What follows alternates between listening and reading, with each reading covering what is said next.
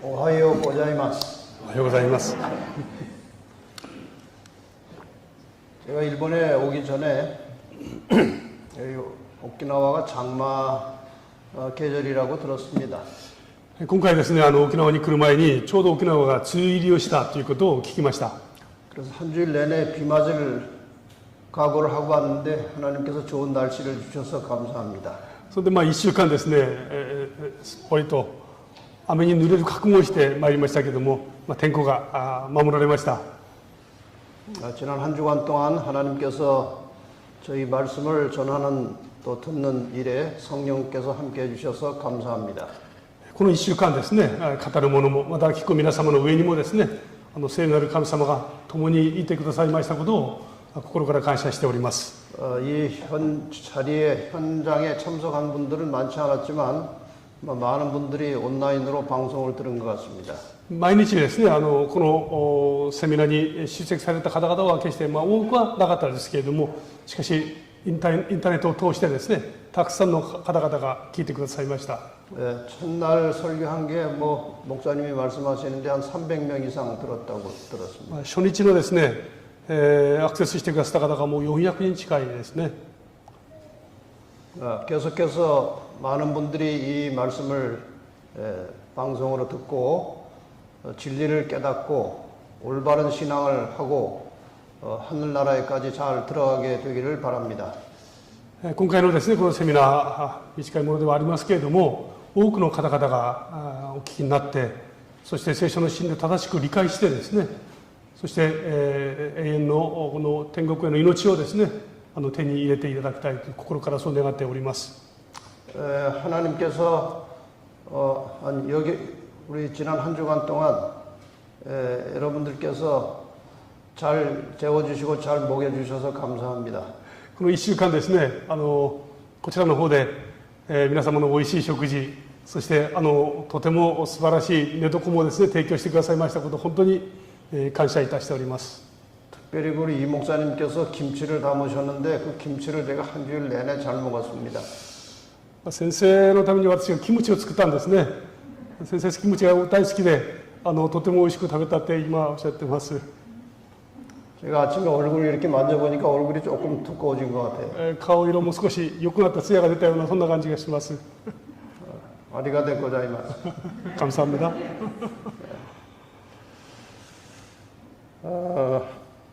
우리 이 목사님은 제가 부가테지회에서 일할 때 일본에 올 때마다 중요한 여러 가지 집회에서 통역을 잘 해주셔서 늘 고마운 분입니다. この隣のいい牧師はですね、私が NST で働いておられた時に日本でいろんな集会をですね、大切な集会を何回か持ちましたけど、その度にですね、専属の通訳を行っていました。 제가 일본말을 잘하는지 못하는지는 잘 모릅니다. 일본말 모르니까. 그런데 하여간 제가 말하자마자 금방 통역을 잘하시는 거 보니까 일본말을 잘하는 것 같아요. いい牧師がですね、日本語が上手なのかどうか私には分かりませんけれども、私が韓国語で説明をしたらすかさずすぐですね、それを日本語に変えているので、きっとうまいんだろうとそう思っています。 여러분 생각에도 목사님이 일본말을 잘 하십니까? 皆さんもそう思っていらっしゃいますか？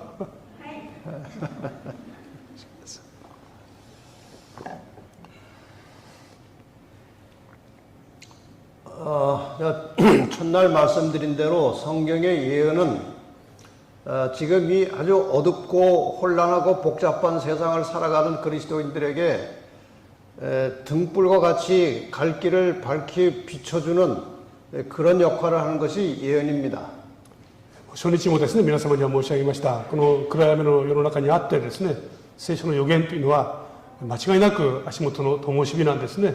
今の時代に必要な神様の御言葉です。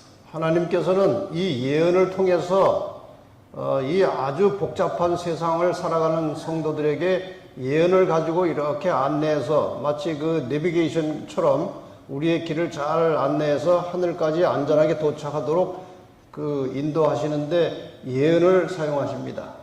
この予言の言葉はですね、今のように混沌とした暗闇の世の中にあって、私たちの足元をしっかりと照らしてですね、ナビゲーションのように天国に至るまでの道をしっかりと案内してくださいます。そのために用いられるのがこの予言です。 그래서 우리 그리스도인들이 예언을 잘 모르면 하나님을 믿다가 다른 엉뚱한 길로 빠져나갈 가능성이 많아요. ですから私たちがこのクリスチャンたちがですね、この予言の言葉についてちゃんと理解していなければ、この暗闇の道の中をたどっているうちにですね、誤った道に行く可能性がたくさんあるんですね。 그래서 사도 요한이 예언의 말씀을 읽는 자와 듣는 자와 그 가운데 있는 것을 지키는 자들이 복이 있다고 사도 요한이 말을 했습니다.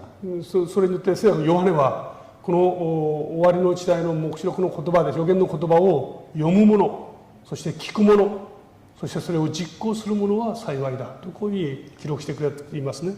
오늘 안식일에는 이 지구 역사의 마지막 부분과 예수님의 재림 그리고 그 이후에 어떤 세상이 올 것인지에 대해서 말씀을 드리겠습니다. 今日最後の日となりますけれども、今日はですね、イエス様の再臨、そしてその前後のですね、出来事をしっかりと確認をしたいと思います。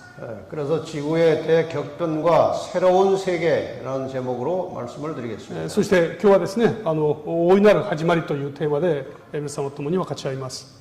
신약 성경에만 예수님께서 재림하신다는 말씀이 직접적으로 간접적으로 300번 이상 나옵니다. 新約聖書だけを見たときですね、イエス様が再臨されるという言葉が直接的に、間接的にですね、300回ほど記録されています。 예수님의 재림은 성경에 굉장히 중요한 주제고 그리고 반드시 예수님은 인간 역사의 마지막에 우리를 구원하러 우리를 데리러 다시 오십니다. ですから聖書全体を通してですね、イエス様の再臨というのは最も大切なことであって、そしてその約束通りにイエス様は必ず帰って来られますね。 그 예수님께서 재림하실 때 세상에 어떤 일이 벌어질 것인가에 대해서 베드로 후서 3장에 이렇게 기록하고 있습니다. イエス様が再臨して帰って来られる時にですね、この書でどのようなことが起こるのかを記録しています。 주의 날이 이제 도적같이 올 것인데 主の日が盗人のように来る。 그때 하늘이 큰 소리로 다 떠나가 버린다고 그랬어요. その時天は大音響を立てて消え去るとあります。 그다음에 모든 물질이 뜨거운 불에 다 녹아져 버린다고 そ 그랬어요. して天体はですね、全部焼けて崩れるとありますね。 하늘에 엄청난 변화가 일어날 것입니다. 天において大いなる変化が起こりますね。 계시록 6장 14절에도 黙示録の6章10節にですね、 하늘이 종이축이 말린 것처럼 다 떠나가 버리고 天はまるで巻物のように巻かれて消えていくとあります。 각 산과 섬이 제자리에서 옮겨지겠다고 그랬어요. そして山、島がですね、その場所から移されていくとあります。 이 오키나와도 섬이기 때문에 막 흔들리고 좀 상당히 진동이 올 것입니다. 沖縄も島ですからね、影響を受けるかもしれません。 그런데 이렇게 예수님께서 오시기 전에 일어날 매우 중요한 일이 하나 있습니다. で、イエス様がこの地上に来られる前にですね、起こるべき大切な出来事があります。 성경 예언에 의하면은 예수님께서 오시기 전에 이 세상에 교황이 온 세상을 지배하면서 자기가 마치 하나님인 것처럼 그렇게 활동을 할 것이라고 예언이 되어 있어요. 聖書の予言を見ますとですね、イエス様が再臨される前に、教皇権ですね、自らが神であると歌いながら全世界を支配する時代が来るとあります。 그래서 데살로니가후서 2장 4절에 보면은 이렇게 기록되어 있습니다. テサロニケ第2の2章4節を見ますと、彼はすべて神と呼ばれたり拝まれたりする者に反抗して立ち上がり、自ら神の宮に座して自分は神だと宣言する。 교황이 이제 마지막 시대에 스스로 높아지고 또 많은 사람들이 추앙하면서 자기가 마치 하나님인 것처럼 그렇게 사람들을 지배하고 사람들이 자기를 경배하도록 그렇게 할 것이라고 성경에 예언이 되어 있어요. この教皇はですね、終わりの時代に自分が神だと宣言しつつですね、多くの人々に拝ませる、で全ての人々を支配するということが聖書に予言されているんですね。 다른 사람을 안 좋게 얘기하는 것은 그렇게 좋은 일이 아니죠. 人のですね、悪口を言うのはあまりいいことではありません。 그러나 제가 교황을 이렇게 말하는 것은 성경에 예언이 되어 있기 때문에 제가 말하지 않을 수 없어요. で私がこれをですね、今皆様の前で申し上げている理由は、明確に聖書に記されているからなんですね。 지금 그림에 보시는 대로 교황은 정치적으로, 종교적으로 많은 사람들을 다 이렇게 끌어모아서 자기 편을 만들고 있어요. この教皇はですね、絵で見るように多くの勢力、人々をですね、この一致して一つにしようと働いているわけです。 그래서 마지막에 세상 사람들이 다 이제 교황에게 굴복하고 경배할 시대가 곧 오는데 で終わりの時代にですね、この獣と象徴されているこの教皇を拝んだりですね、崇拝する時代が来ますけれども、 하나님이 예배와 경배를 받으신 것처럼 이 사탄도 경배를 받고 싶은데 그 대리자로 내세우는 것이 이제 교황입니다. 私たちの礼拝の対象は神様です。それと同じようにサタンもですね、自らその崇拝を受けたいと思うんですけども、その自分の代理者としてこの教皇を先頭に立たせるわけですね。 하나님을 섬기는 사람들이 지키는 계명이 있습니다. 십계명이 있습니다. 神様を礼拝する人々が守る戒めがあります。 그런데 이 마지막 때에 교황도 자기 십계명을 만들었어요. で終わりの時代ですね、このカトリック教会もですね、自分たちのこの戒めを作っています。 여러분이 가톨릭에서 나오는 책을 보면은 그 서적 속에 천주교 십계명이 따로 있어요. 皆様がですね、カトリックの信仰に触れる機会がありますとですね、それを信じる人々のその10回を記録した別の本があります。 근데 그것이 하나님의 십계명과 좀 다릅니다. それは神様の10回とですね、いくつか違うところがありますね。 하나님의 십계명에는 안식일을 지키라고 되어 있어요. 神様の戒めには安息日を覚えて守りなさいとあります。 그런데 천주교 십계명에는 주일을 지키라고 말합니다. ところがカトリックの10回にはですね、主の日を守りなさいとあります。 그러니까 이 요한계시록에 보면은 이 종말의 마지막 때에 어린 양의 생명책에 이름이 기록되지 않은 이 세상의 모든 사람들은 다 짐승에게 경배하겠다고 되어 있어요. その黙示録の言葉を見ますとですね、神子羊の命の書にその名が記されている日以外はですね、皆この獣を拝むとあります。 이 십계명은 생명책에 이름이 기록된 자들이 지키는 법이에요.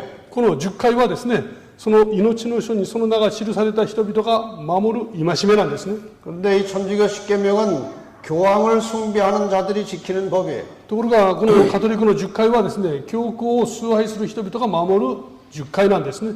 그러므로 이 종말의 시대에 이 안식일과 일요일은 하나님의 참 백성을 분별하는 굉장히 중요한 표시예요. ですからこの終わりの時代にですね、この10回というのは、真の民を見分けるためにとっても重要な戒めとなります。 그래서 이 종말의 시대에는 거대한 두 가지 운동이 벌어지고 있습니다. ですからこの終わりの時代にはですね、大いなる2つの運動が起きますね。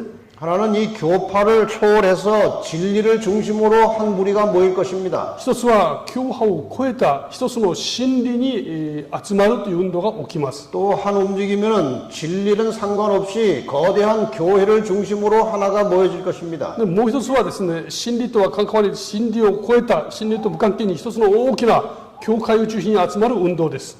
이 진리와 상관없이 하나의 교회를 중심으로 모이는 사람들의 예배일은 일요일이 될 것이고 この真理と真理を関係なくですね、真理と関係なく教会に集まる人々の重んじる日が日曜日ですね。 교파를 초월해서 진리를 중심으로 하나님을 예배하는 자들은 안식일에 예배할 것입니다. しかし教派を超えて一つの真理に集まる人々が礼拝する日が安息日です。 자, 그래서 이 결국 이 역사의 마지막에는 이 세상에 두 무리가 있을 것인데 ですから歴史の終わりにはですね、大きく2つの群れが現れますけれども、 남은 자손이 있고 그 다음에 영적 바벨론이 있어요. 계시록에 의하면 黙示録によりますと残りの民とそして霊的バビロンと分けることができます。 이 남은 자손은 하나님의 계명에 충실한 사람들이라고 기록되어 있어요. この残りの民の特徴はですね、神様の戒めに忠実な人であるとあります。 영적 바벨론 사람들은 하나님의 계명을 무시하고 인간적인 방법으로 예배하는 사람들이에요. この霊的バビロンに属する人々はですね、神様の戒めを無視し、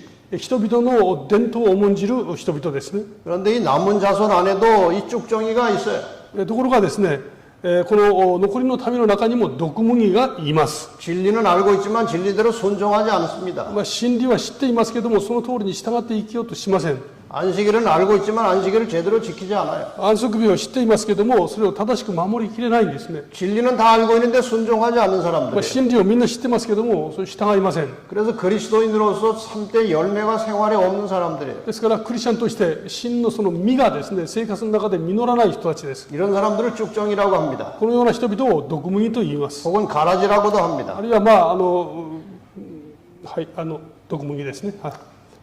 이 나학교회에는 쭉정이가 없게 되기를 바랍니다. 那覇教会の皆様はですね、そのような方が一人もいらっしゃらないことを信じます。 여러분이 다 알곡처럼 든든한 성도들이 되시기를 바랍니다. 皆様が皆ですね、いわば聖書に言う麦、ちゃんと実りのようなですね、信仰を歩んでいただきたいと思います。 그러나 영적 바벨론 안에도 또 알곡들이 있어요. しかし、この霊的バビロンの中にもですね、ちゃんとした麦の人々がいます。 하나님의 진리를 잘 몰라서 그렇지 진리를 깨닫기만 하면은 아주 충실하게 순종할 수 있는 그런 아주 좋은 교인들이 바벨론 안에도 있어요. 神様の真理を今知らないので、その従えないだけで、それを知りさえすればですね、神様の御言葉に忠実に生きるはずのたくさんの本物の信者たちがたくさんいます。 이것이 이제 나눠져야 됩니다. これがちゃんとですね、分けられる必要があります、正式に。 그래서 계시록 공부 중에 여러분이 일요일 법령이라고 배우셨는데 この黙示録の中にあります日曜休業令というのがありますね。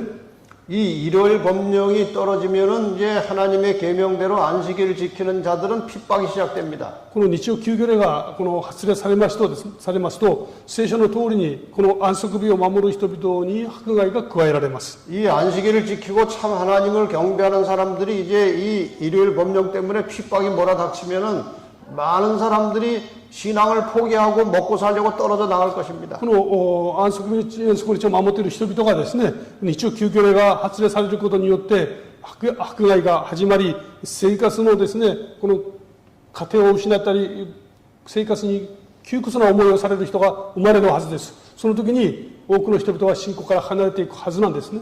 지금 이 교회 안에 있는 사람들은 누가 알곡이고 누가 쭉정인지 구분을 할 수 없어요. 今、教会の中におられる方々を見ますとですね、誰が本物のクリスチャンで、誰が毒麦なのかということを見分けることはできません。 이거 사람이 또 마음대로 판단할 수도 없어요. そしてそれはまだ人がですね、勝手に判断してもいけません。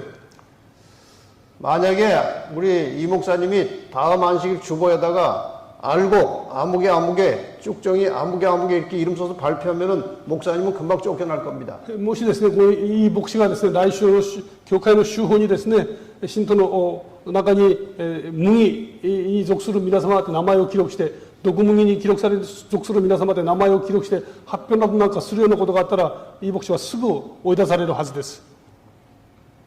그런데 사람은 판단할 수 없지만 판단해서는 안 되지만 교회에 핍박이 몰아닥치면 쭉정이들은 스스로 다 떨어져 나가게 돼 있어요. もちろんこれは人が決して判断してはいけません。しかし日曜休業令が発せられて、そして迫害が加えられますとですね、教会の中にいます毒麦たちは自分の足で出ていくんですね。 그래서 이 핍박과 함께 쭉정이들이 옮겨져서 영적 바벨론으로 들어갑니다. ですからこの迫害とともにですね、この毒麦たちは出ていてこのバビロンの中に加わります。 그러면 교회 쭉정이가 없이 알곡만 남아요. そうなりますと教会の中にはですね、麦だけが残りますね。 교회가 깨끗해진 것입니다. 教会は清くなります。 이 깨끗해진 교회에 늦은비 성령이 임하시겠다고 그랬어요. このきれいな教会のですね、清められた教会の中に後の雨が望むとあります。 이 늦은비 성령이 임하시면 교회가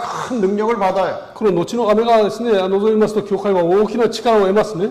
이제 큰 소리로 진리의 말씀을 온 세상에 외치게 될 そして 것입니다. 大きな声で世界に向かって真理の言葉を述べ伝えます。 많은 사람들이 기별을 듣게 될 多 것입니다. くの人々がこの真理に触れることができるようになります。 지금은 뭐 그 정도는 아니지만 이미 인터넷을 통해서 유튜브를 통해서 많은 사람들이 진리를 듣고 배우고 있어요. 今もうすでにですね、この YouTube を通して多くの人々が新しい真理にですね、触れる機会がたくさん増えました。 제가 이제 유튜브 방송을 하고 있는데 많은 일요일 교인들이 이 진리를 깨닫고 저한테 연락이 와요. 私は今ですね、YouTube を通してインターネット伝道していますけれども、それを聞いた多くの人々が私の方にたくさん連絡をくださいます。 그동안 내가 성경을 제대로 모르고 장님처럼 살았다. 私は今までまるでめくらのような生活をしてまいりました。 이제 진리에 눈을 뜨게 되었다. 真理のですね、真理に触れました。 내가 이제 진리를 깨달았으니 진리대로 순종하겠다. 私は真理に触れましたので、それに従って歩むことにします。 또 가정적으로 교회가 뭐 어려움이 있겠지만 나는 진리를 따라서 이제 재림교회로 나가겠다. 今、家庭の中でですね、信仰を変えるのは大変な困難はあるでしょうけども、このエステ教会に私は出ていきます。 그런 사람들이 연락이 많이 옵니다. そういう連絡を私はたくさん受けています。 그 영적 바벨론에 알곡들이 있는 거예요. ですから、霊的バビロンの中にですね、麦がいるんですね。 근데 이 늦은미 성령의 역사 시작되면은 많은 사람들이 깨닫고 남은 자손으로 넘어오게 될 것입니다. そしてこの後の雨のですね、働きとともに、このバビロンの中にいるこの麦たちがですね、たくさんの人々が教会に、エステ教会に入ってくるはずです。 이제 이런 일이 벌어지면은 구원을 받을 자와 멸망받을 자가 이제 정해지는 거예요. このようなことがあればですね、もう救われるべき方と、そうではない方が明確に分けられます。 그래서 이제 구원받을 자와 멸망받을 자가 완전히 이렇게 나누어집니다. そして救われるべき方とですね、そうではない方がしっかりと分けられますね。 이 상태에서 계시록 22장 11절의 말씀이 이제 선포되는 겁니다. このような状態になったときに、黙示録22章11節の言葉が告げられます。 불의를 하는 자는 그대로 불의를 할 것이다.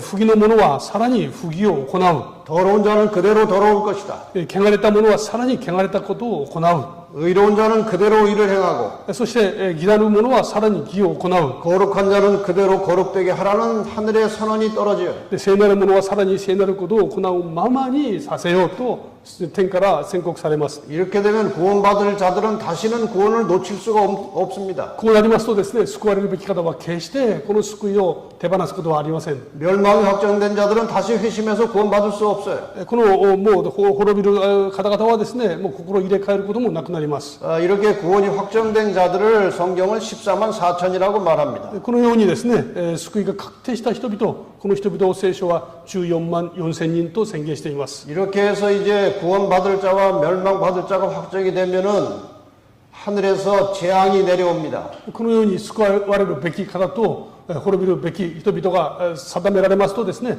天から災いが起きます。 요한계시록 16장에 그 재앙의 이야기가 계속 나옵니다. 黙示録の16章にですね、この7つの災いが記録されているんですね。 그 재앙이 7가지라고 그랬어요. それが7つあります。 이 재앙이 구원받은 성도들에게는 그 재앙의 해가 임하지 않습니다. ところがですね、この7つの災いが救われたためには望まないんですね。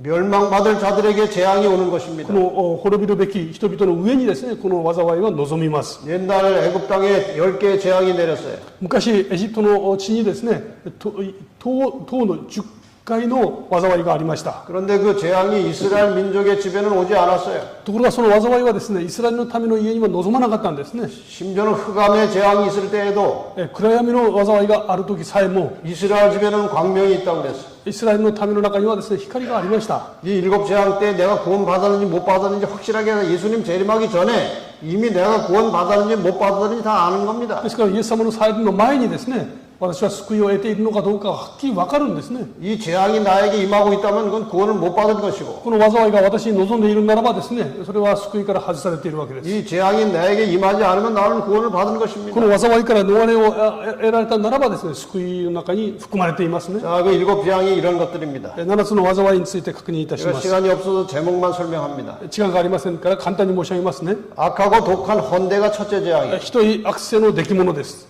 그 다음에 둘째 재앙은 바다가 피가 되는 そ 거예요. して2つはですね、海が血のようになります。 세 번째는 강과 물의 근원이 피가 되니까 식수까지 다 피가 되는 겁니다. そして3つ目はですね、川と水の源、食べ飲み水まで全部血と変わります。 그 다음에 해가 뜨거워지는데 사람을 태울 정도로 뜨거워지는 태양이 있어요. 4つ目は太陽が熱くなりますけども、人々を焼くほど熱くなりま 그 す。 다음에 갑자기 해가 빛을 잃고 흑암이 오는 것입니다. そして太陽が光を失ってですね、暗闇がやってきますね。 그리고 여섯 번째 재앙은 아마겟돈 전쟁이 준비된다 그랬어요. そして6つ目はですね、ハルマゲドンの戦争が用意されるとありますね。 이 아마겟돈 전쟁은 상당히 말이 어려운 말이에요. このハルマゲドンという言葉は実は結構難しい言葉なんですね。 이 아마겟돈이라는 말은 두 단어가 합쳐진 것입니다. これは2つの言葉がですね、1つになっています。 자, 하르라는 말과 무기또라는 말이 합쳐진 거예요. 春と麦とという言葉がですね、1つになりました。 이 하르라고 하는 말은 산이라는 뜻, 산들이라는 뜻이에요. 春というのは山という意味ですね。 그다음에 무깃도는 지역 이름이에요. 麦トンというのは場所の名前です。 이 무깃도는 이스라엘 약간 북쪽에 위치한 중요한 지역이에요. この麦トンというのはイスラエルの北地方にある大切な町ですね。 이 무깃도는 무엇으로 유명한가 하면은 전쟁할 때 그 무깃도를 먼저 차지하는 사람이 전쟁에 이긴다는 그런 말이 있어요. この麦トンはですね、もし戦争を行うときに、この麦トンを先に占領した方が勝つという、そういう意味でとても重要な町ですね。 이 무깃도는 전쟁을 상징하는 말입니다. ですから麦トンというのは戦争を象徴する言葉です。 그래서 이 아마겟돈이라는 말은 무깃도의 산들이라는 뜻이에요, 원래가. ですからアマゲドンとハルマゲドンというのは、この麦トンの山々という意味なんですね。 그런데 이 무깃도 전쟁이라는 것은 이런 것입니다. このハルマゲドン戦争という言葉は次のような意味を持ちます。 이 세상 역사의 마지막에 칠재앙이 내릴 때 하나님의 백성들은 재앙의 해를 받지 않아요. この7つの災いの時ですね、神の民はこの災いから例外です。 이 악인들에게 재앙이 임하는 것입니다. 悪人たちにこの災いが望みますね。 그러니까 악인들이 이런 생각을 합니다. ですからこの悪人たちが考えるわけです。 저 의인들을 다 죽여야 재앙이 끝날 것이다. 義人たちを全部殺せないとこの災いは終わらないだろう。 그래서 온 세상의 악의 세력이 하나님의 백성들, 구원받은 백성들을 다 죽이려고 덤벼들어요. ですからこの世の中の全ての力がですね、この救われた神の民を全滅させようとこう戦いを挑むわけです。 그런데 하나님께서 이제 가만두지 않습니다. しかし神様はそれをですね、放っておかれません。 하나님께서 이제 나타나셔서 그 악의 세력들과 싸우시는 거예요. 神様が現れてこの悪の勢力と戦ってくださるんですね。 그 선악 간의 실제적이면서도 영적인 전쟁입니다. でこれは善と悪の実際的な戦いでありながらまだ霊的な戦争でもあります。 그 여섯 번째는 재앙 이름이 나오지 않고 이 아마겟돈 전쟁이 준비되는 모양이 나와요. ですからこの6番目の災いはですね、ハルマゲドンの戦争の準備と記録されています。 그 다음에 일곱 재앙이 떨어집니다. でそして7回目ですね。 하늘에서 되었다는 말과 함께 큰 지진이 나고 아주 무거운 우박이 떨어지면서 이 선악의 마지막 전쟁이 혼란스럽게 벌어집니다. 天からですね、ことはすでになったという大きな声とともにですね、激しい地震、そして大きな雹が起きて最後の戦争に入るわけですね。 그래서 온 세상의 이 악의 세력들이 하나님의 백성들을 죽이려고 덤벼들고 그런 전쟁이에요.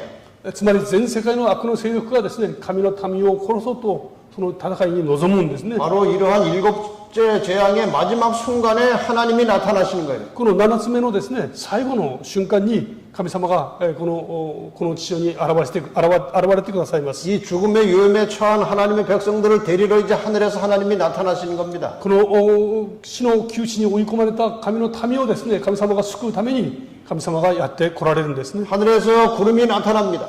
天から雲が現れます。 점점 가까이 내려옵니다. 雲がどんどん大きくなってきますね。 예수님께서 드디어 오시는 거예요. イエス様が再臨されるわけです。 각시대 대쟁투의 그 장면을 이렇게 기록하고 있습니다. 各時代の大総統にですね、その光景を記録しています。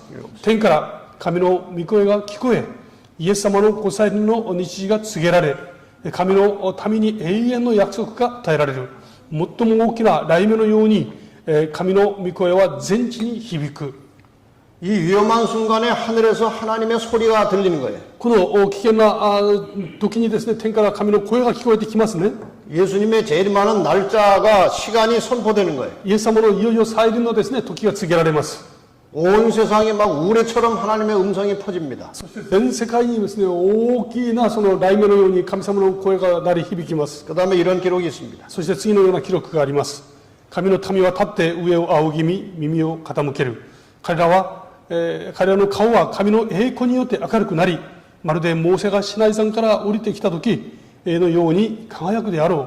悪人たちは彼らを見つめることができない安息日を性別し、神を崇めてきた人々に祝福が告げられる時、大きな勝利の叫びが起こる。 이제 하늘에서 소리가 날 때 하나님의 백성들은 이제 하늘을 쳐다봅니다. この大きなですね、雷鳴のような声が響くとき、神の民は天を仰ぎ見ますね。 그 순간에 그 사람들의 얼굴이 모세의 얼굴처럼 광채가 나고 빛난다고 그랬어요. その時神の民の顔がですね、まるでモーセのように光り輝くとあります。 악인들이 의인을 죽이려고 덤벼드는데 그 광채 때문에 가까이 갈 수가 없어요. 볼 수가 없어요. 悪人たちがですね、この義人たちをやっつけるために近づきますけれども、この顔が輝く姿を見ることができません。近づくことすらできません。 안식일을 지키고 충성된 그 백성들에게 이제 하늘의 축복이 선언이 됩니다. この安息日を性別した神のためにですね、祝福の声が宣言されます。 여기까지는 소리만 나는 거예요. ここまではですね、音が響くわけですね。 그 다음에 이제 하늘에서 드디어 구름이 나타나기 시작합니다. そしていよいよですね、天から雲が現れてきます。人の手のひら半分ほどの小さな黒い雲が東の方から現れる。それがキリストを覆っている雲であるが、遠くからは、暗闇に覆われているように見える。神のためはそれが人の子の印であることに気づくのである。 드디어 예수님께서 하늘에 나타나시는 거예요. いよいよイエス様がですね、再臨される光景ですね。 재림을 믿고 알고 있던 사람들은 그것이 예수님께서 오신다는 사실을 다 알아요. イエス様をこの再臨を信じていた人々はですね、いよいよイエス様が来られるということを気づくわけです。 그런데 악인들은 저게 뭔지 잘 모릅니다. しかし悪人たちはそれが何なのか知らないんですね。 자, 한 번 더 보십시다. もう少し続きを見てみたいと思います。彼らは厳粛な沈黙の中で、その雲が地上の上にだんだん近づいてくるのを見る。その雲はますます明るくなり、このうちにやがて、大きな白い雲となる。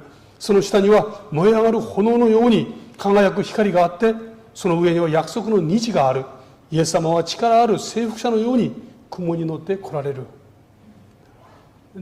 예, 드디어 이제 예수님께서 선명하게 하늘에 나타납니다. いよいよですね、イエス様が天に現れてくださいますね。 천만 천사들과 함께 예수님께서 오시는 거예요. 千々万々の天使たちを率いてですね、イエス様が帰って来られます。 예수님께서 2000년 전에 오실 때는 아주 초라한 마국간에 아주 가난하게 오셨어요. イエス様が2000年前に来られる時はですね、ベツレヘムの馬小屋で本当に低く来られました。 그러나 재림하실 때는 영광스러운 왕의 모습으로 이 땅에 し 나타나십니다. かし再臨の時はですね、栄光の中に満ちた王の姿で帰って来られます。 예수님께서 재림하시는 장면이 뭐 똑같지는 않겠지만 이제 영상으로 잠깐 또 보겠습니다. イエス様のこの再臨の光景をですね、このようにあるかどうか分かりませんけども、映像を通してですね、ちょっと皆様に見ていただきたいと思います。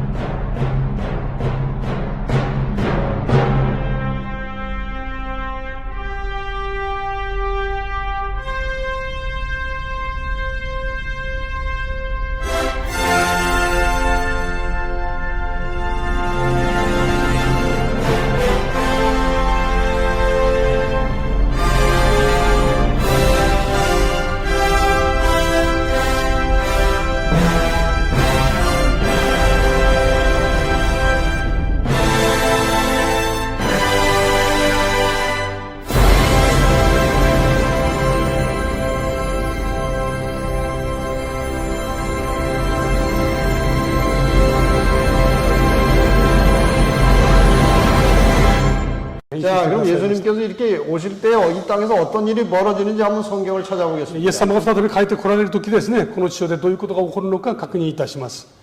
자, 예수님께서 오실 때 가장 먼저 일어나는 사건은 데살로니가 4장 16절에 기록되어 있어요. イエス様がですね、再び帰って来られる時の最初の出来事はですね、第一テサロニケ4の16に書いてあります。 야, 예수님께서 재림하실 때 죽었던 의인들이 먼저 부활해서 일어난다고 그랬어요. イエス様が再臨される時ですね、主の中で死なれた方々が先に復活するとあります。 이것을 첫째 부활이라고 こ 그럽니다. れを第一の復活と言います。 그 다음에 살아있던 의인들이 그 부활한 성도들과 함께 이제 구름 속으로 끌어올려갑니다. そしてこのイエス様が来られた時ですね、生きていた人々はですね、この復活された人たちと一緒に引き上げられてイエス様を迎えることになり 그 ます。 재림하실 때 예수님은 땅까지 내려오지 않고 공중에 계셔요. イエス様が再臨される時ですね、空中で私たちはその空中でイエス様を迎えるんですね。 그 다음에 이제 죽었던 의인들이 부활하고 死んだ義人たちが復活して、 이제 부활한 성도들과 함께 살았던 의인들이 함께 공중으로 올라가서 주님을 만난다고 그랬어요. そしてこの生きてた人々がですね、復活した義人たちと一緒にこの引き上げられて空中でイエス様を迎えますね。 이때 완전히 호련히 사람들이 다 구원받은 사람들이 변화돼 가지고 영광스러운 몸으로 변화되고 죽지 않을 것으로 바뀌고 하나님과 함께 살 수 있는 그런 모습으로 완전히 바뀝니다. この時にですね、イエス様を迎える人々は全てこの体は永遠に生きる体に瞬間的に変えられるんですね。そしてその体を持って主と共に永遠に生きることになります。 그래서 의인들은 다 이제 하늘로 올라갔어요. そしてこの義人たちはですね、全員天国に行きます。 이 땅에 악인들이 살아남아 있어요.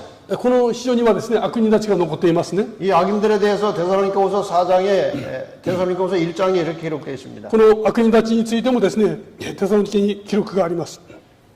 자, 악인들이 멸망하는 장면 한번 봅시다. この悪人たちがですね、滅ぼされる記録がありますけれども、主イエスが炎の中で力ある天使たちを率いて天から現れる時に実現する。その時、主は神を認めない者たちや私たちの主イエスの福音に聞き従わない者たちに報復し、そして彼らは主の御顔とその力の栄光から退けられて永遠の滅びに至る刑罰を受けるであろう。 여기 멸망당하는 악인들이 두 무리가 있어요. ここにですね、滅ぼされる2つの群れがいます。 아예 하나님을 모르고 하나님을 무시하는 그런 무신론자들이 다 죽어요. 初めからですね、神様を認めない無神論者たちですね、その人たち。 그 다음에 예수의 복음은 들었지만 그 복음에 순종치 않는 자들이 다 죽을 거라고 그랬어요. そして福音をちゃんと聞いてるけども、それに聞き従わない人々が滅びるとあります。 일단 그들이 한 번 다 죽어서 이 지면에 널려져 있습니다. そして彼らは一度全部死んでですね、この地球を覆うことになります。 한꺼번에 다 죽었기 때문에 장사해 줄 사람도 없고 슬퍼할 사람도 없어요. 전부 다 죽어서 땅의 표면에 이제 시체들이 가득 덮여 있는 것입니다. この時ですね、主の再臨の時にその悪人たちが全部一緒にして全部死にましたので、葬式をしてくれる人や悲しむ人はもちろん一人もいません。 그럼 사탄은 어떻게 될까요? じゃあ悪魔はどうなるでしょうか。 계시록 20장에 보면은 사탄이 이렇게 될 것이라고 예언되어 있어요. 黙示録のですね、20章を見ますと、この悪魔のことについても記録されています。また私が見ていると、一人の御使いが底知れぬところの鍵と大きな鎖とを手に持って天から降りてきた。彼は悪魔でありサタンである竜、すなわち蚊の年を得た蛇を捕らえて1000年の間につなぎ置き、そして底知れぬところに投げ込み、入り口を閉じてその上に封印をし、1000年の期間が終わるまで諸国民を惑わすことがないようにしておいた。その後しばらくの間だけ解放されることになっている。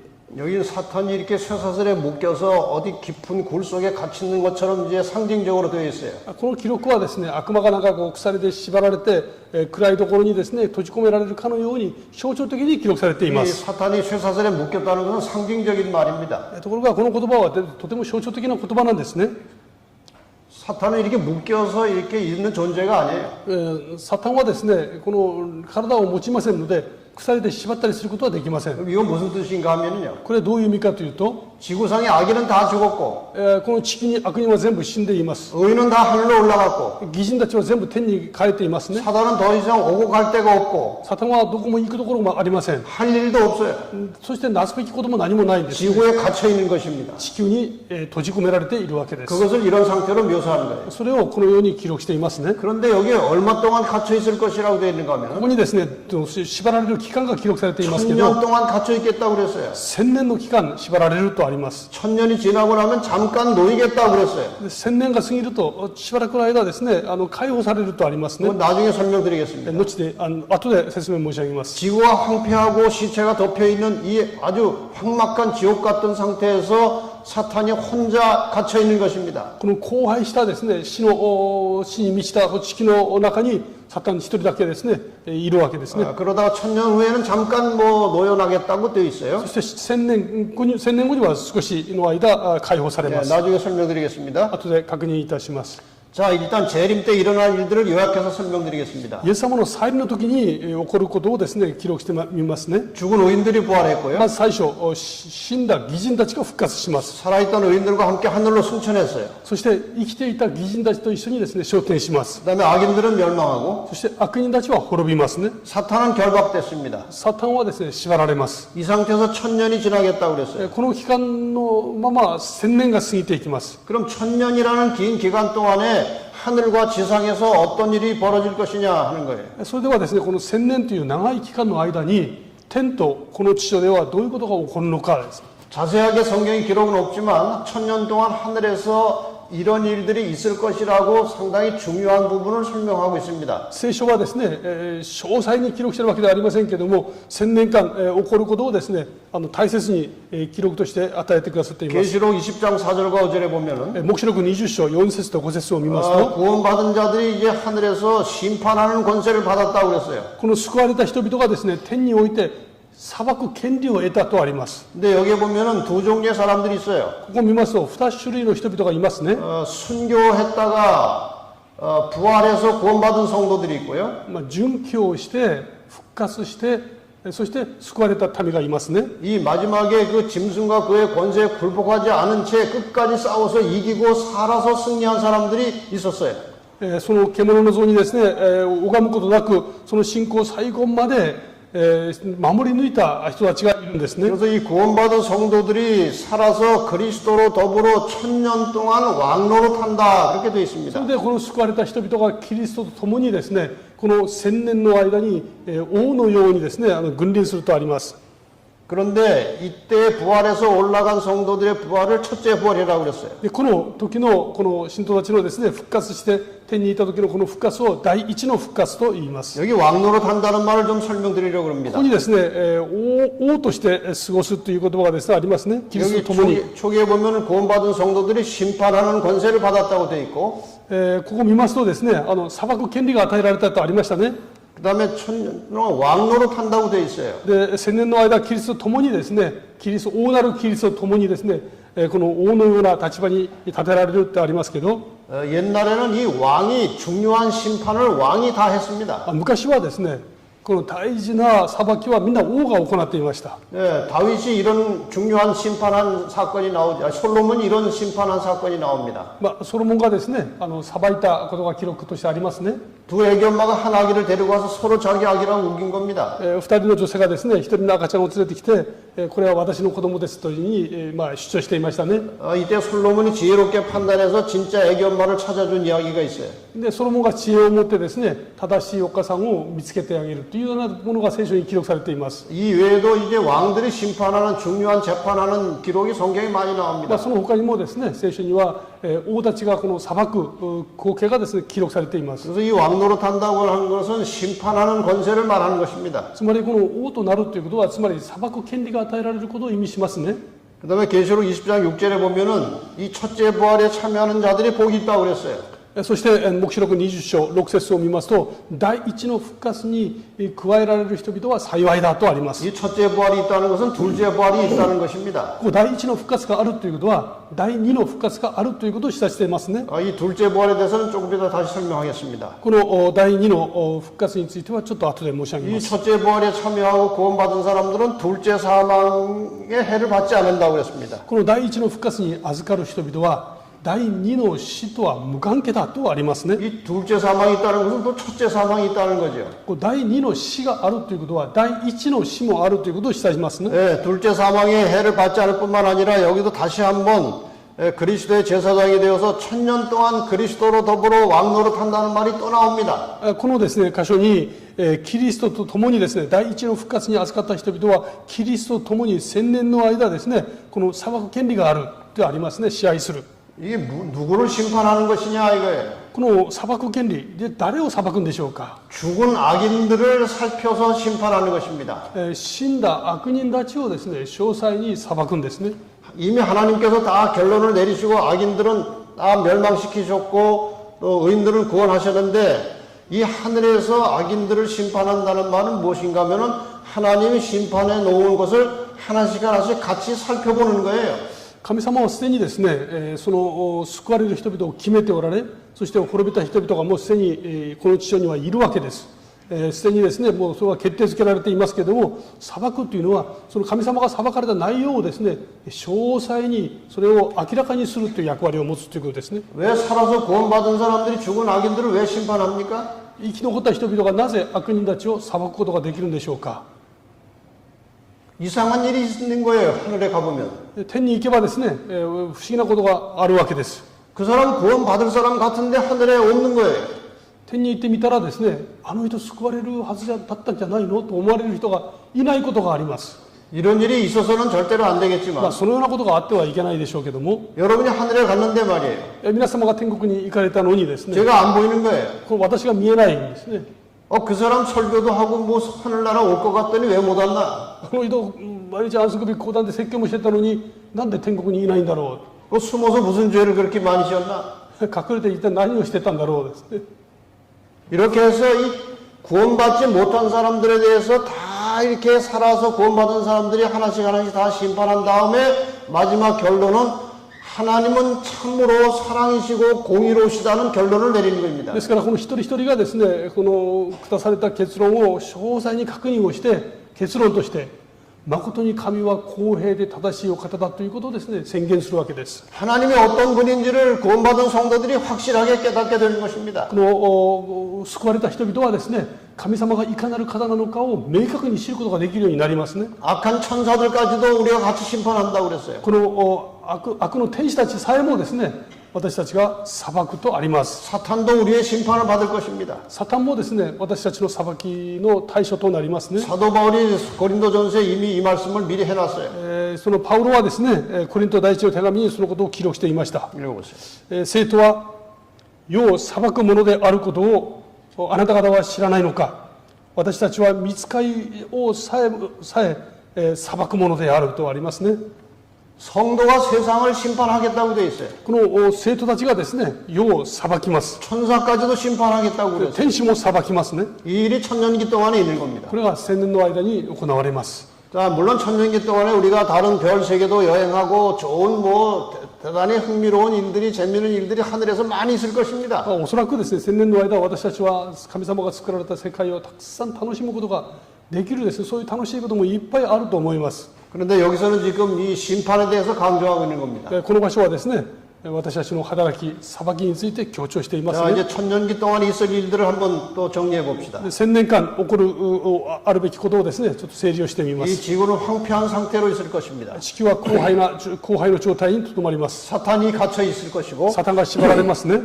악인들은 죽은 상태로 있고 そして悪人たちは死んだままです。 그 다음에 성도들이 세상을 심판하는 기간이에요. そして生徒たちはですね、世を裁きますね。 이래서 천년이 다 찼어요. このようにして千年が過ぎます。 천년은 우리 인간적인 생각으로는 굉장히 긴 기간이에요. 千年と言いますとですね、本当に長い期間ですよね。 그런데 하늘에서 천년은 얼마나 즐겁고 얼마나 흥미롭고 얼마나 기쁘고 즐거운지 천년이 하루 같다고 그랬어요. ところが天においてはですね、この千年という期間、なんとも楽しく素晴らしくですね、本当に嬉しいので千年を一日のように過ごすとありますね。 근데 우리가 천년이 지나도 안 죽는 거예요. でも千年経っても我々は死ぬことはありません。 영원히 사는 것입니다. 永遠に生きるんですね。 이 영원히 살 때 천년은 그렇게 긴 기간이 아니에요. 永遠に生きるという時、千年というのはそれほど長い期間ではないわけです。 자, 이제 하늘에서 천년이 다 찼습니다. 千年が過ぎました。 그 천년기 후에는 어떤 일이 벌어질 것인가? 千年の後はですね、どのようなことが起こるでしょうか。 자, 이제 천년기가 끝난 다음에 있을 일에 대해서 스가랴 14장 4절과 5절에 이렇게 예언이 되어 있습니다. この千年期が過ぎた後ですね、起こることについてゼカリア書中4章に記録されています。 천년이 차고 나면 하늘에서 모든 구원받은 성도들과 하늘의 가족들이 이사를 이 지구로 내려온다고 되어 있어요. 千年が過ぎますとですね、天において住んだ神の民がですね、この地球に引っ越しをするとあります。 그날에 그의 발이 예루살렘 동편 감람산에 설 것이요. 그러니까 땅에 내려오시는 겁니다. 그분께서. その日にはですね、イエス様の足ですね、彼の足が東の方のエルサレムの前に立つとあります。 재림할 때는 공중에 있었어요. イエス様の再臨の時は空中まで来られます。 그러니까 하늘에서 천년이 찬 다음에 이 지상으로 다 내려오는 겁니다. そして千年が過ぎた後はですね、この天からこの地上に降りてきますね。 원래 사람이 만들어진 고향은 지구지 하늘이 아니에요. もうとうとう我々はですね、住むべきふるさとはこの地球なんですね。 이 지구로 우리가 다시 내려오는 거예요. ですから我々はこの地球に戻ってきます。 그런데 놀라운 사실은 하늘의 천사들과 하나님도 지구로 이사를 내려오신다고 그랬어요. ところがですね、驚くべきことは天の天使たちとこのイエス様も一緒に来てくださるんですね。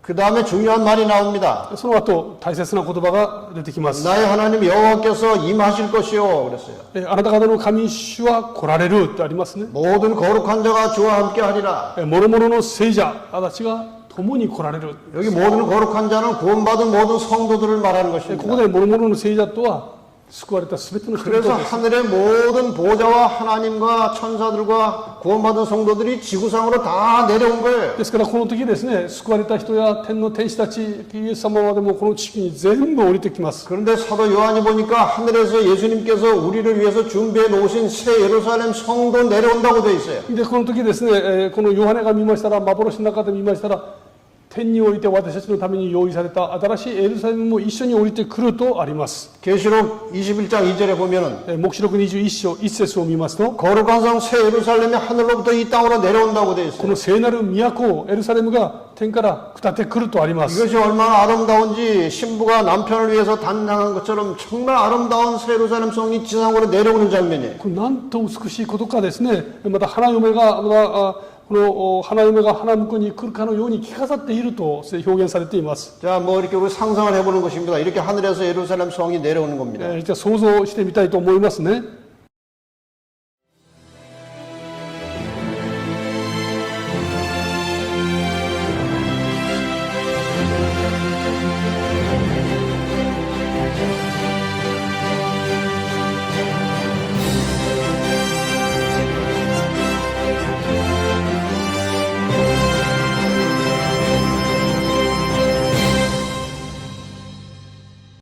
자, 이렇게 하늘에서 예루살렘 성이 이 땅으로 내려오는 것입니다. このようにですね、天からエルサレムがですね降りてくるような光景がですねちょっと表現してみました。 하늘 성도들이 다 이 땅에 내려왔어요. 天のですね生徒たちもみんな降りてきます。 하나님과 천사들도 다 내려왔어요. 神様もですね天使も降りてきますね。 예루살렘 성도 다 내려왔어요. そしてエルサレムのこの城も降りてきます。 하늘의 모든 식구들이 가족들이 이 지구상으로 내려왔습니다. 天におけるですね全ての家族がこの地球に降りてきました。 바로 이 상태에서 죽었던 악인들이 부활한다고 돼 있어요. でこの状態でですねそれまでに死んでいた悪人たちが復活します。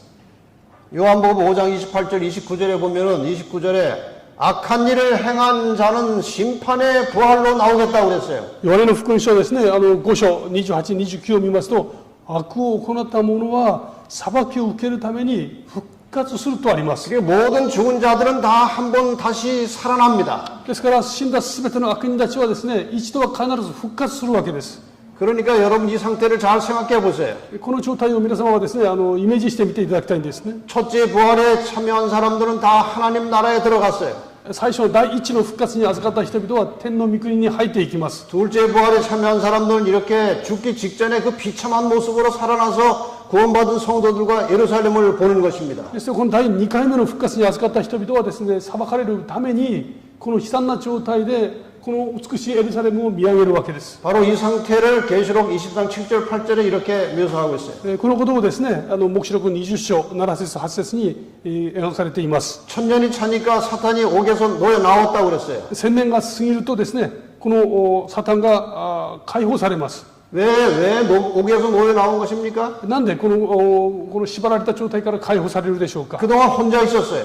今までは一人だったんですね。 근데 하늘에서 하늘의 가족들이 다 내려왔어요. 今天からですね天の家族がみんな降りてきました。 예루살렘 성도 내려왔어요. エルサレム新しい城も降りてきました。 그런데 악인들이 다 살아난 겁니다. でそこでですね悪人たちが全員復活しますよね。 자기가 그전에 이용하던 그 악인들이 다 こ 살아났어요. の悪人たちっていうのは昔から地上でですねこの悪魔の手下となった人々たちなんですね。 그래서 그 옥에서 놓여 나와서 땅의 사방 백성 곧 곡과 마곡을 미혹하겠다 그랬어요. でそして出てきて地の四方にある諸国民すなわちゴとマゴグを惑わすとありますね。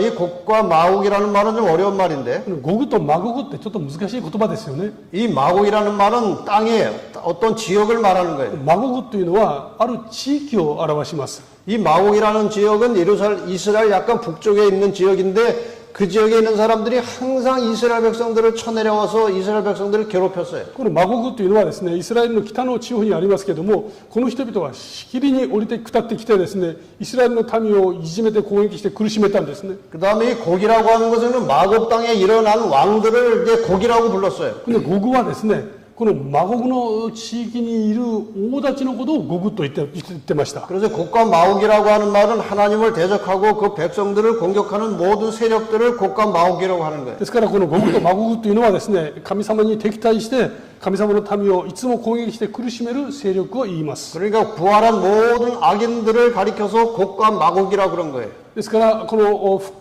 第二の復活を成したすべての人々を通してですね、これをマゴグとゴグと言います。 사단이 이제 그들을 결집해서 이제 힘을 모아가지고 하나님의 백성들을 또 공격하려고 준비하는 거예요. この悪魔がですね、その人たちを全部また一つにまとめて、降りてきた神様と神様の民を攻撃しようと仕掛けます。 이제 여러분은 두 부활과 두 사망에 대해서 이해할 수 있게 된 겁니다. 二つのですね、死と二つの復活について今お聞きになりました。 설명을 잘 들어보세요. よくお聞きになってみてください。 예수님께서 재림하실 때의 부활을 의인의 부활입니다. イエス様が再臨される時に復活する人々は義人の復活です。 천년이 지난 다음에 부활은 악인의 부활이에요. 千年が過ぎた後復活は悪人の復活ですね。 이 악인의 부활을, 이 의인의 부활을 첫째 부활이라고 하고 この義人の復活を第一の復活と言います。 이 악인의 부활을 둘째 부활이라고 합니다. そして悪人たちの復活は第二の復活と言います。 우리는 혹시 재림 전에 죽으면 다 첫째 부활에 들어가야 됩니다. ですからもし私たちはですね、イエス様の再臨の前に死ぬならば第一の復活に預かる必要がありますね。 근데 예수님 재림 전에 내가 이제 죽었는데 イエス様の再臨する前に私が死んだのに、 부활해서 보니까 예루살렘 성이 보인다. 이게 で復活してみたら目の前にエルサレムの新しい新エルサレムが見える。 그럼 몇째 부활이에요? これは何回目の復活でしょうか。 그 둘째 부활이에요. それは第二の復活です。 거기에 들어가면 안 돼요. そこに含まれてはいけません。 예수님 오시기 전에 이제 내가 죽었는데 イエス様が来られる前にもし死んだならばですね、 부활해서 보니까 하늘에서 예수님이 계신 거예요. この復活してみたらですね、イエス様が降りて来られる。 그러면 첫째 부활이에요. これは第一の復活ですね。 여러분 모두 다 첫째 부활에만 들어가시기 바랍니다. 皆さん全員ですね、この第一の復活に預かっていただきたいと思います。 그렇게 하시겠습니까? それを希望されますか？ 네. 자, 여기에 이 두 부활에 대해서 한번 제대로 읽어봅시다. ヨハネの福音書ですね、5章28、29を読んでみたいと思います。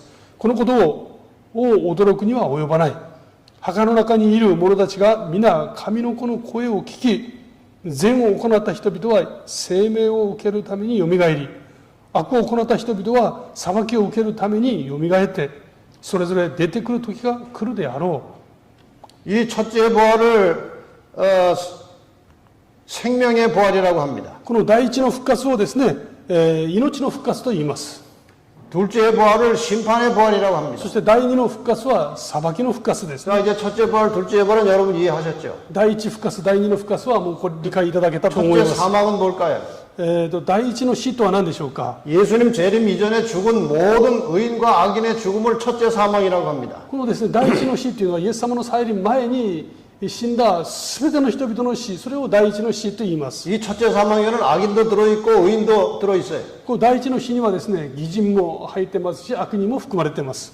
그 다음에 둘째 사망은 무엇인가 하면 천년 이후에 부활한 악인들이 두 번째 죽는 것을 둘째 사망이라고 그래요. そしてですね、この第二の復活死というのがありますけども、これは千年期の後に復活した人々が死ぬ、それを第二の死と言います。 자, 이 둘째 사망이 어떻게 되는지 한번 봅시다. この第二の死についてちょっと確認をいたします。 일단 이 사단이 이제 부활한 악인들을 다 이제 모아가지고 충동을 시켜서 예루살렘을 공격하려고 합니다. この悪魔がですね、この第二の復活を成した人々をそのかして、そして新しいエルサレムをですね、攻撃しようとします。 계시록 20장 9절에 그 말씀이 나오죠. 黙示録20章9節にそのことが書いてありますね。 저희가 지면에 널리 퍼져서 성도들의 진과 예루살렘 성을 포위합니다. 彼らは地上の広いところに登ってきて、生徒たちの陣営と愛されている都と包囲したとあります。 그런데 이 순간에 대단히 중요한 사건이 하나 벌어집니다. ところがこの瞬間ですね、とても重要な出来事が起きます。 바로 이 순간에 어떤 일이 있는가 하면은 この時の出来事とは、 예수 그리스도의 대관식 행사가 있어요. イエス様のですね、戴冠式のこの行事が行われます。 이 상태에서 이 대관식이 있는 것입니다. この状態でキリストの戴冠式が行われますね。 각 시대 대쟁 때 그 대관식을 이렇게 기록하고 있어요. 各地の大総統にですね、次のように記録しています。キリストが敵を前に再び現れる。その城よりはるかに高いところ、輝く黄金の礎の上に御座がある。その御座に神の子が座し、その方の国の民が、その方の国の民がその周りを覆う。キリストの権威と威厳は私たちの言葉で表現できず、筆で表せない。永遠なる父の栄光がその方の御子を覆う。 예루살렘 성보다 훨씬 높은 어떤 위치에 예수님의 보좌가 만들어집니다. このエルサレムのですね、神殿よりはるかに高いところにイエス様の御座が作られます。 그 보좌에 하나님의 아들이 앉게 되는 것입니다. そしてその御座にですね、神の御子がお座りになりますね。 그 모습을 악인들이 다 보는 거예요. その姿を悪人たちが全部見上げます。 예수님을 조롱하던 바리새인들이 그를 보는 것입니다. イエス様をですね、嘲笑ったバリサイ人たちがイエス様を見上げます。 예수님을 십자가에 못 박은 자들이 그를 다 보는 것입니다. イエス様をですね、十字架に釘付けた人々がイエス様を見ます。 예수님의 침뱉던 사람들도 그걸 다 보는 イ 것입니다. エス様にですね、唾をかけた人々がイエス様を見上げます。 그 영광이 말로 표현할 수 없는 것이에요. その神様の栄光はですね、言葉で言い表すことができません。 그런데 이 장면에 대해서 이렇게 설명합니다. この光景についてですね、次のように説明します。 이 아들의 대관식은 이 지구상에 살았던 모든 사람들이 산 상태에서 이 대관식이 벌어져요. この戴冠式はですね、この地上で命が与えられた全ての人々が見る前で行われます。 여러분 상상해 보세요.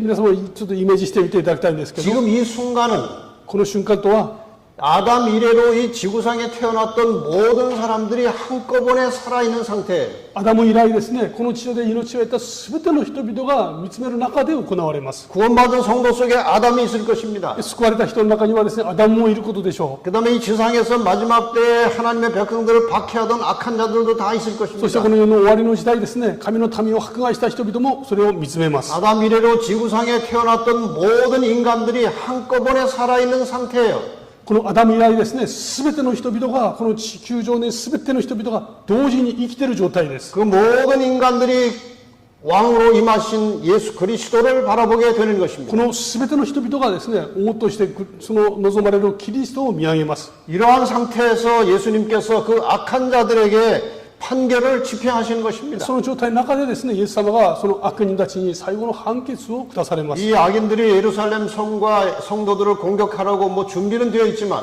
今はですね、この悪人たちがサタンと共に新しいエルサレムを攻撃しようとしておりますけれども、 이 대관식이 끝나는 동시에 하늘에서 불이 내려오는 こ 것입니다. の戴冠式が終わるや否やですね、天から火が下ってきます。 계시록 20장 9절에 이 말씀이 나와요. その黙示録のですね、ところ20章9節に書いてあります。 하늘에서 불이 내려와서 모든 악인들을 다 태워버립니다. 天から火が下ってきて、すべての悪人たちを焼き尽くします。 죄가 많은 사람은 더 오래 탈 것입니다.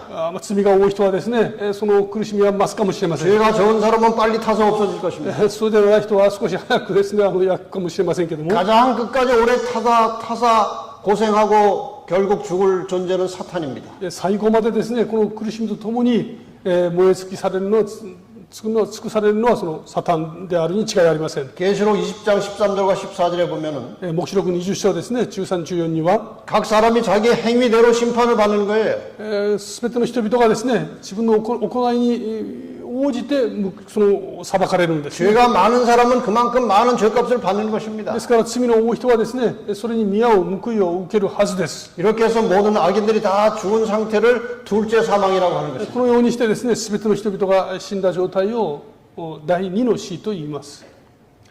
이렇게 해서 죄가 완전히 사라지고 끝난 이런 상태에서 하나님께서 지구를 재창조하십니다. このようにですね、この地上で罪が完全に消滅した状態で神様は新しい天と新しい地を 새 하늘과 새 땅이 만들어지는 거예요. 新しい天と新しい地を作られます。 처음 하늘과 처음 땅은 다 없어졌다고 그랬어요. 最初のですね、最初の天と地は全て消え去ります 이 ね。 처음 하늘과 처음 땅은 창조 때 만들어지고 지금까지 우리가 누리고 있는 이 세상이 처음 하늘과 처음 땅이에요. 先の天と地とはですね、アダムが罪を犯した以来ですね、この我々が生きているこの天と地が全てなくなるわけです。 이 처음 하늘과 처음 땅은 너무나 더러워졌어요. 最初の天と地はですね、あまりにも汚れてしまいました。 죄 때문에 더러워졌습니다. 罪によってですね、汚れています。 그래서 죄인들이 다 멸망당하고 깨끗해진 세상에 하나님께서 이 지구를 재창조하실 때 그것을 새 하늘과 새 땅이라고 하는 것입니다. ですから、この罪人と悪魔たちが全部消滅して、そしてこの地もですね、全部消え去った後、主は新しい天 그다음에 と地を 계시록 作ります。 21장 5절에 하나님께서 선언하십니다. そして、黙示録21章5節ですね。 내가 만물을 새롭게 하노라. 私は全てを新しくする。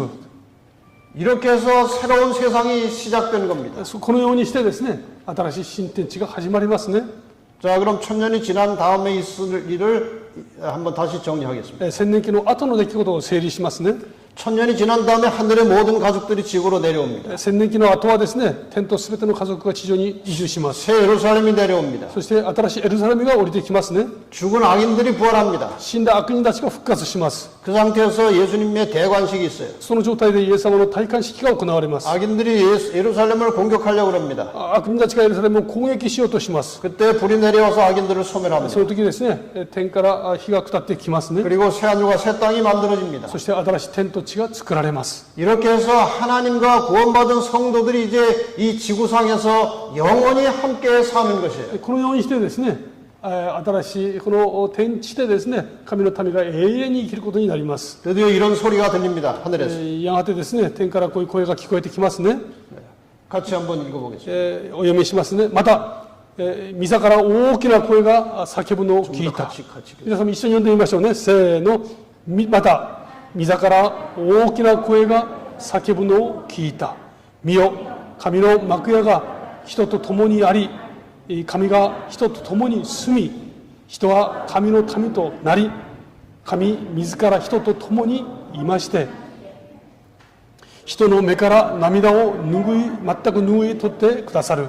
もはや死もなく、悲しみも叫びも痛みもない。先のものがすでに過ぎ去ったからである。アーメン。 여러분 이 아름다운 새하늘과 새 땅에서 다 함께 사시게 되기를 바랍니다. 皆様はですね、この新しい新天地、美しいところで一緒に住まわれることを心から願っています。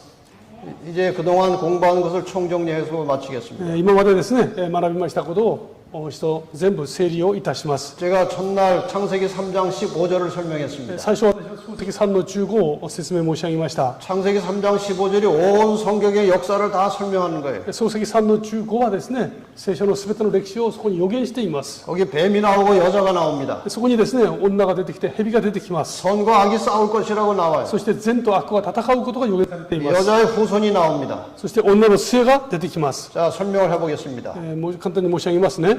여자가 무엇이냐? 女とは何でしょうか。 구약의 여자는 이스라엘이에요. 旧約における女はイスラエルです。 신약의 여자는 교회입니다. 新約における女は教会です。 그래서 우리는 이것을 성경에서 여자라고 합니다. これは聖書はですね、女と言います。 이 여자를 뱀이 사탄이 공격을 합니다. この女をですね、蛇がサタンが攻撃をします。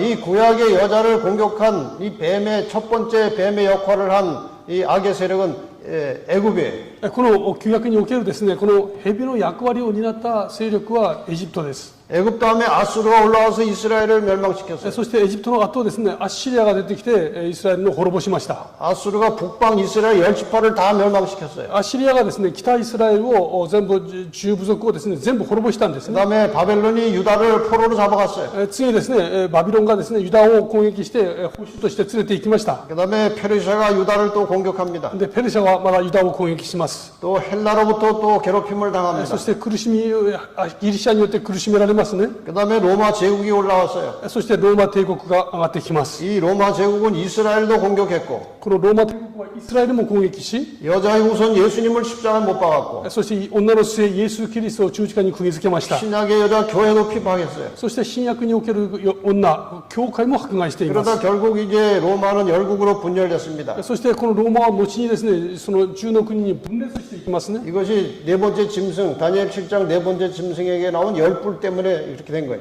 これはですね、ダニエル書に出てきます、7章に出てきますですね、この獣から出てきたこの10の角をですね、を象徴するものなんですね。 이 열불 사이에서 작은 뿔이 하나 올라왔어요. この小さな角から、この分裂した10の国から小さな角が出てきま 이 す。 작은 뿔이 올라와서 하나님의 백성들을 괴롭히고 하나님을 대적하고 뭐 나쁜 일을 많이 하는 것입니다. で、この小さな角が出てきて、神様に敵対したり、神の民を苦しめたりですね、悪いことをいっぱいしてるわけですね。 이것을 해석해 보니까 로마 교회였어요. これを解釈してみますと、これがローマ教会なんですね。 로마 교회가 이 중세 시대에 암흑 시대를 지배하면서 수많은 하나님의 백성들을 죽였어요. ローマ教会がですね、中世時代をこの暗黒の時代にして、神の民を大勢殺しました。 1798년에 상처를 입고 교황이 죽고 사라졌어요. で、ところが1798年にですね、このローマは捕らえられて死んでで消えてしまいます。 이게 상처를 입었다고 돼 있어요. それを聖書はですね、傷がつけられたと説明していま 그런데 す。 성경의 예언은 이 상처가 낫겠다고 돼 있어요. ところが聖書の予言はですね、この傷が癒されるとあります。 이 교황의 권세가 다시 살아났습니다. 역사의 마지막에. で、その歴史の終わりにですね、この教皇のその勢力が復活していきます。 1929년 라테란 조약을 통해서 잃어버린 바티칸을 다시 찾고 나라로 독립하게 됐어요. 1929년. 1929年ですね、ラテラン条約によって再復活していきます。 그래서 다시 이제 교황이 세상에 힘을 쓰기 시작한 です 겁니다. からこの教皇はですね、世の中でもう一回その権力を取り戻しました。 역사의 마지막에 교황이 다시 살아난 거예요. で歴史の終わりにですね、このローマ教会は復活していき 왜 ます。 살아났을까요? なぜ生き返ってきたでしょうか。 하나님의 계명을 지키는 남은 자손들을 공격하려고 살아난 것입니다. それはこの世に残っています神様の残りの民を攻撃するためにやってきますね。 이제 이 마지막 선악의 싸움이 곧 벌어질 겁니다. ここでですね、終わりの善と悪の戦いが起こります。 그다음에 여자의 후손이 이제 어떻게 됐습니까? 残りのこの女の残りの民ですね。 2000년 전에 여자의 후손이 나왔어요. この2000年前に女の末がやってきました。 이제 선악의 싸움이 곧 맞춰지면은 주님이 다시 오십니다. でこの善と悪の戦いが終わりますとイエス様が再び帰って来られます。 재림하고 나면 1000년의 기간이 있어요. イエス様が再臨されますと1000年の期間が起こりますね。 지구는 아주 황폐한 가운데 있게 될 것입니다. この間に地球は荒廃した状態になります。 그다음에 1000년이 차면 예수님이 하늘의 모든 가족들이 다시 이 땅에 오십니다. そしてこの1000年が過ぎますと天のすべての家族がですねこの地上に移住してきます。 예수님은 그러니까 이 지구상에 3번 오시는 거예요. ですからイエス様はこの地上に3回来られますね。 2000년 전에 한 번 오셨어요. 2000年前に一度来られました。 재림하실 때 또 오십니다. まもなく再臨の時来られます。 1000년 후에 다시 내려오셔요. そして1000年期が過ぎたらまだ来ら 세 れます。 번째 오시면 우리하고 같이 영원히 사시는 거예요. 3回目、その時は我々と永遠にここに住みます。 이렇게 해서 1000년이 끝나면 새로운 구원받은 성도들의 역사가 지구상에서 시작되는 것입니다. そして1000年が過ぎましたらですね、神の民の新しい世界がこの地球上で続きます。 창세기 3장 15절 예언이 이렇게 성취되는 겁니다. 創世記3の15の予言はこのように成就します。 이것을 다시 이렇게 또 우리가 설명할 수 있어요. これをですね、別の視点でまた説明申し上げることができます。 지금 이 여러분과 제가 살고 있는 이 지구의 역사는 헛바퀴를 돌고 있는 거예요. この私たちがですね、住んでいるこの地球はですね、空転すると言えます。 하나님께서 처음에 창조하셨을 때 이 세상은 영원히 가게 돼 있었어요. 神様が最初ですね、この地球を作られた時、この地球はですね、永遠に続くはずでした。 그런데 인간이 범죄했어요. ところが人間がですね、堕落をしてしまいます。 범죄하는 순간에 이 타락하는 순간에 이 영원이라는 시간에서 이제 벗어난 겁니다. でこの堕落をした瞬間ですね、この永遠の時間というからはかけ離れてしまいます。 이 영원이라는 시간에서 벗어난 인간의 역사는 헛바퀴를 도는 거예요. ですからこの永遠の時間からこうかけ離れてしまった人間たちはですね、空回りをしなければなりません。 이것을 신학적인 용어로 이 역사를 비존재, 비생명 그렇게 표현합니다. これをですね、この状態を神学的な用語でですね、非存在、非生命と言います。 이 상태에서 사람은 사는 것 같지만 하나님께서 보실 땐 죽은 겁니다. この状態、人々は生きているつもりでいますけども、神様の目から見たときは人々は死んでいます。 예수님께서 오셔서 그 어떤 제자가 장례식하고 오겠습니다. 그랬더니 죽은 자들로 죽은 자를 장사하게 하라고 그랬어요. イエス様が来られた時ですね、あの弟子が、お父さんの葬式に行かせてくださいと言ったら、死んだ者は死んだ者に任せなさいとイエス様がおっしゃいました。 생명의 근원이신 하나님과 분리된 이 상태 자체가 죽은 겁니다. この命の源なる神様と分離された状態、それがすなわち死なんですね。 우리가 예수 그리스도를 통해서 하나님과 연결될 때 다시 사는 거예요. 私たちがイエス様と共にイエス様を通して神様とつながるとき、初めてその命を得ることになります。 그러니까 이 지금 지구 역사는 죽은 시간의 역사가 돌고 있는 거예요. ですからこの地球の歴史というのはですね、死んだ時間が空転しているわけですね。 여기에서 중요한 사건들이 일어납니다. ここでいろんな出来事が起こります。 홍수 심판이 있었어요. 最初は洪水の裁きですね。 사람들이 바벨탑을 쌓았어요. 人々がバベルの塔を作りました。 하나님께서 아브라함을 불러내십니다. 神様はその中でアブラハムを呼び出します。 아브라함을 통해서 이스라엘 민족이 만들어져요. そしてイスラエル民族が作られますね。 이스라엘 민족을 통해서 여자의 후손 예수께서 이 땅에 このイスラエル民族の中からイエス様がこの地上に生まれてこられます。 예수께서 오시는 순간에 이 지상의 거민들은 다시 생명을 얻고 영원히 들어갈 수 있는 영생할 수 있는 길이 열렸어요. イエス様が処理されたことによってですね、この地上を住むすべての人々はもう一度永遠の命を取り戻すことができる道ができました。 그리고 예수님 때문에 이 땅에 이제 교회가 탄생합니다. イエス様によってですね、この地上に初代教会が生まれます。 우리 초기 교회라고 그래요. 初代教会と言いますね。 세월이 지나면서 교회가 세속화됩니다. 됩니다. ところがこの教会が時間とともに世俗化していきます。 이 세속화된 교회 풍토에서 카톨릭 천주교가 태어난 거예요. この世俗化した教会の中からですね、カトリック教会が生まれますね。 그래서 종교 암흑 시대가 열렸어요. そしてそれとともに宗教暗黒の時代が続きます。 하나님의 진리가 다 땅속에 파묻혀 버렸어요. 神様の真理がですね、この地の中に埋め尽くされてしまいます。 하나님을 바르게 믿는 자들에 대한 핍박과 공격과 죽음이 있었어요. 神様を正しく信じる人々に対する迫害とですね、死がありました。 그래서 그때 종교 개혁이 일어나는 겁니다. でその時に宗教改革が起こるんですね。 종교 개혁 성경대로 예수 믿자. 聖書に帰ろうですね。 그래서 개신교회들이 많이 탄생합니다. そしてプロテスタント教会がたくさん生まれます。 근데 개신교회도 또 오래 지나면 타락하는 で 것입니다. このプロテスタント教会も時間とともにですね、世の中にと妥協していきます。 하나님의 법대로 믿지 않은 거예요. 神様の御言葉から離れてしまいますね。 하나님의 계명을 지키지 않은 것입니다. 교회가. 神様の戒めを軽んじるわけです。 그래서 하나님의 계명을 지키며 예수의 증거를 가진 남은 교회가 탄생하는 것입니다. その中からですね、神様の戒めを守り、イエスの証を持つ残りの民が生まれます。 이 남은 교회를 없애기 위해서 교황이 다시 올라왔습니다. この残りの民を食い潰すためにですね、教国権が生まれてきます。 조만간 마지막 선악의 싸움이 있게 될 ま 것입니다. もなく最後の戦いが起こるでしょ 그 う。 선악의 싸움이 끝나면서 예수님께서 재림하십니다. この戦いが終わるとともにです、イエス様が再臨されます。 천년의 기간이 하늘에서 있을 것이고 そして千年の期間があって、 천년 기간 끝난 다음에 새 하늘과 새 땅이 만들어진 재창조입니다. そして千年が過ぎた後ですね、新天地、つまり再創造ですね。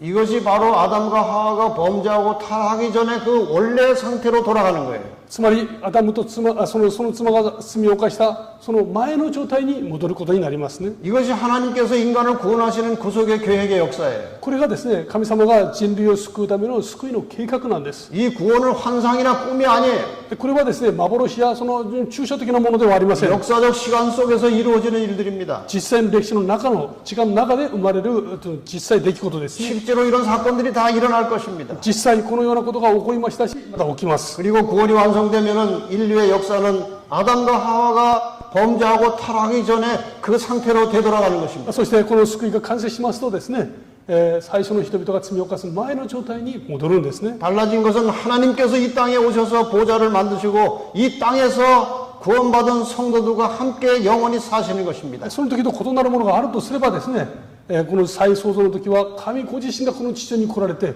私たちと共に住んでくださるということが違うだけです。 이 역사를 회복이라고 말합니다. 한마디로. この歴史をですね、回復と言います。一言で 원래 상태로 되돌아가는 것입니다. 元の状態に戻るということです。 여러분의 개인의 신앙을 통해서 원래 아담과 하와가 창조될 때 가졌던 하나님의 형상을 회복하는 신앙이 되시기를 바랍니다. 皆様がですね、お一人お一人の信仰によってですね、この神様が最初作られた美しい状態に戻っていかれることを心から願っています。 예수님의 온유하고 겸손한 품성을 회복하고 닮아가는 그런 신앙이 정직하고 올바른 신앙입니다.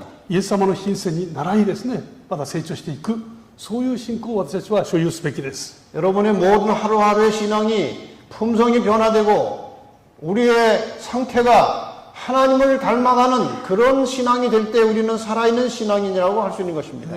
私たちがですね、日々このキリストに倣い品性が変えられですね、真のクリスチャンになっていく、これが誠の、クリスチャンたちの姿であるだろうと言えます。 아무쪼록 여러분의 모든 신앙이 하나님의 능력 안에서 날마다 성장하고 성숙해가는 하나님의 충성을 다하는 그런 종들이 되시기를 바랍니다. 皆様がですね、生きながらいる間、神様が与えてくださったこの時間ですね、精一杯主に忠実に生きる皆様でありますことを心からお祈りいたします。 지금 이 세상의 역사는 거의 마지막을 향해서 가고 있어요. この今世の中の歴史はですね、本当に終わりに近いですね。 정치나 종교나 사회나 경제가 다 망가져 가고 있어요. 政治、経済、その自然環境すべてを見てもですね、全部今壊れかかっています。 그러나 이 세상이 아무리 험하고 아무리 망해가도 하나님은 우리 곁에서 우리를 지키고 계실 것입니다. どんなにそれが壊されてもですね、神様は最後まで私たちの傍らにいてくださるはずです。 순간순간마다 여호와 하나님을 의지하시고 성령의 인도하심을 따라서 하나님의 말씀에 충실한 신앙이 되시기를 바랍니다. その瞬間瞬間ですね、共にいてくださる聖なる神様に従って、神様の民としてですね、信仰を歩み抜いていただきたいと思います。 그래서 머지않아 주님께서 재림하실 때 여러분과 제가 다 공중에서 예수 그리스도의 재림을 영접해서 하늘에 올라가는 그런 복받은 성도들이 되시기를 바랍니다. まもなくイエス様が帰って来られます。その時ですね、皆様も私もですね、空中で主を迎える、そのような幸いなですね、民であることを願っています。 그때 여러분과 제가 하늘에서 함께 만나게 되기를 바라면서 한 주간의 말씀을 다 마치겠습니다. その時天国でですね、また再会できることを願いつつですね、この1週間の奉仕を終わらせていただきます。ありがとうございます。